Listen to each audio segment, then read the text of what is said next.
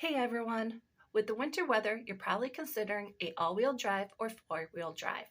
Both have an advantage over two-wheel drive vehicles when it comes to driving in the winter conditions, because both send power from the engine to all four wheels. I'll break down a few handy pointers for picking which one is right for you. All-wheel drive highlights.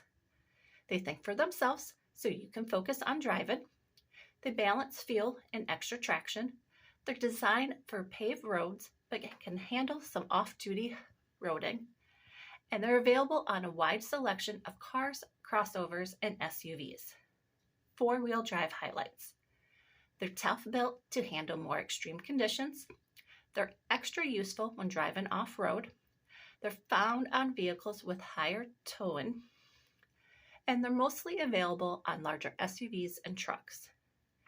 Is all-wheel drive or four-wheel drive better for you? If you drive mostly on paved roads with some light off-roading to get to a campsite or trailhead, an all-wheel drive vehicle is better for you.